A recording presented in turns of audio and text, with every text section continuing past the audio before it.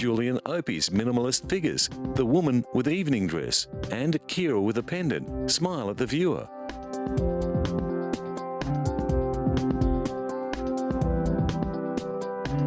Shizuki Kojima's rhythmic calm, Land of Sand, expresses the constant shifting of the dunes in the wind. One room of the gallery is pitch black, and the LCD screens appear to emerge from the darkness, showing small scenes of moving life.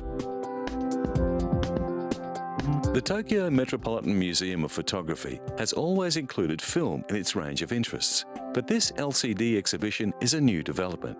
It represents a fusion of the moving image and the more traditional framed art hanging on the wall.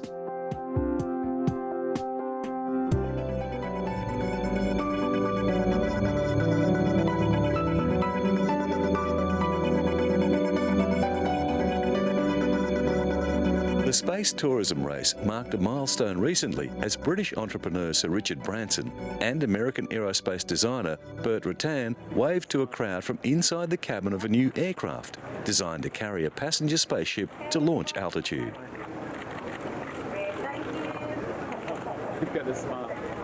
The White Knight 2 mothership was christened with champagne before a crowd of engineers, dignitaries and space enthusiasts at the Mojave Air and Spaceport in the high desert north of Los Angeles.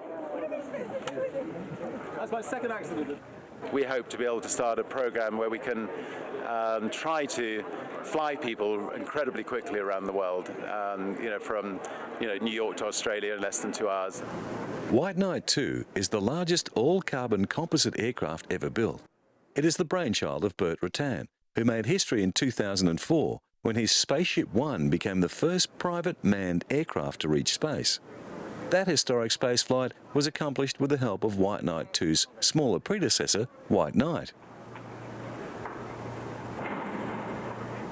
Now the new mothership must undergo at least a year of rigorous flight tests. Retired American astronaut Buzz Aldrin and his wife also took part in the event. You've done it before, huh? Well, I mean, the publicity benefit would accrue to whom? To me? No.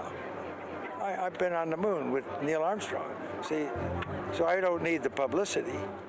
Next step is the completion of Spaceship 2, which will be flown by 2 pilots and carry 6 passengers.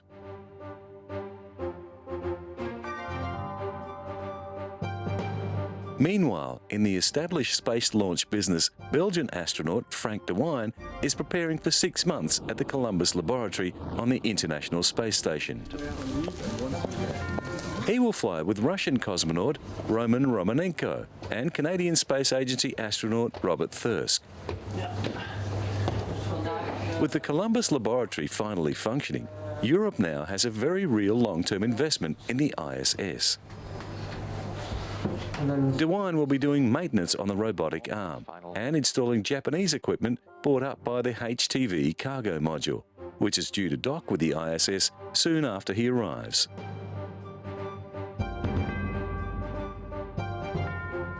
As well, he will be carrying out experiments for scientists back on Earth.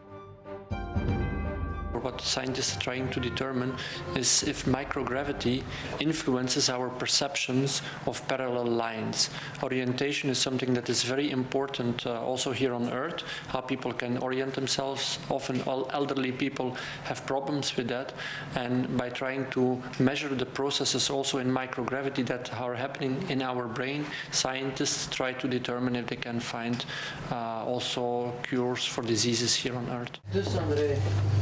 In 2002, De Wijn spent 12 days in space aboard the ISS for ESA and Belgium's Odyssea mission.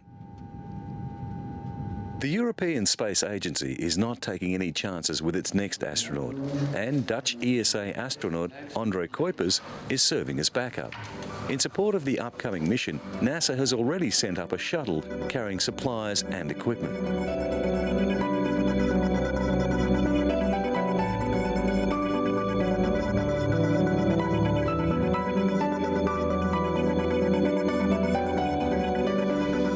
In America's Midwest, billions of tons of corn, once used as food, are now being used to produce ethanol.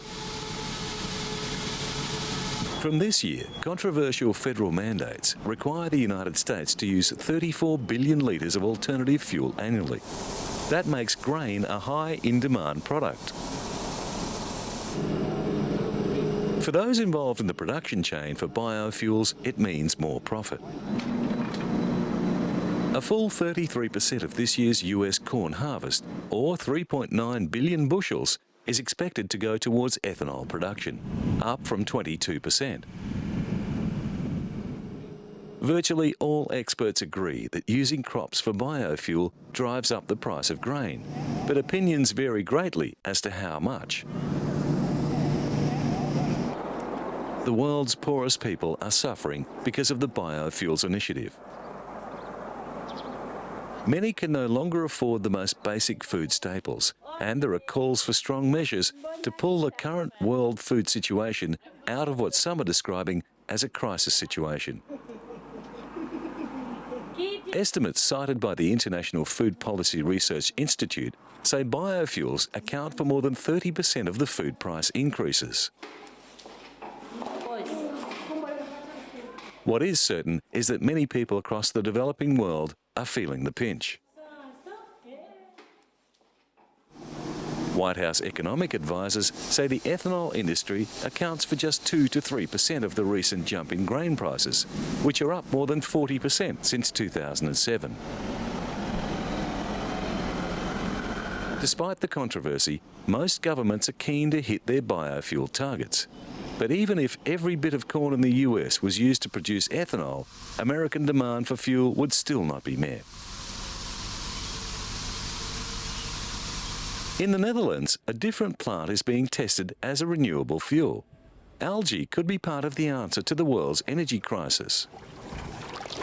In Western Holland, a shallow pool that is rapidly turning green with algae is being harvested for animal feed, skin preparations, biodegradable plastics, and biofuel. Algae is the slimy stuff that clouds your home aquarium, and in larger form, gets tangled in your feet in a lake or ocean. It can grow almost anywhere there is water and sunlight, and under the right conditions, it can double its volume within hours. Opinions differ on how best to grow algae and how quickly it can come on stream as a commercially viable alternative or supplement to fossil fuel. But scientists and industrialists agree the potential is huge. In a warehouse 200 kilometres southeast of Amsterdam, a bioreactor is producing algae in pressure cooker fashion that its manufacturer hopes will one day power jet aircraft. Algae doesn't require much space or good farmland. It can grow in freshwater, polluted water, seawater, or farm runoff. It can purify a city's sewage while feeding on the nitrogen and phosphates in human waste, and it is rich in oil. The most common strains farmed today have an oil content of 30%, but this can rise as high as 70%. Experts say it will be years, maybe a decade, before this simplest of all plants can be efficiently processed for fuel. But when that day comes, it could go a long way toward easing the world's energy needs and responding to global warming. And it avoids the fuel for food dilemma that has plagued first and second generation biofuels like corn, sugar and palm oil. The European Union has mandated that 20% of Europe's energy must come from renewable sources by 2020, including a 10% biofuel component for transportation fuel. One promising technique nurtures the algae in a closed and controlled environment of clear tubes, speeding the reproductive process by 2 to 4 times. But the process requires much more energy than open pools and needs a tube cleaning system to maintain a high light penetration for photosynthesis. At IngraPro's farm, the scum from the double Olympic-sized pool is filtered and processed into flaky green strips that crumble to the touch. Potential for the new product is huge.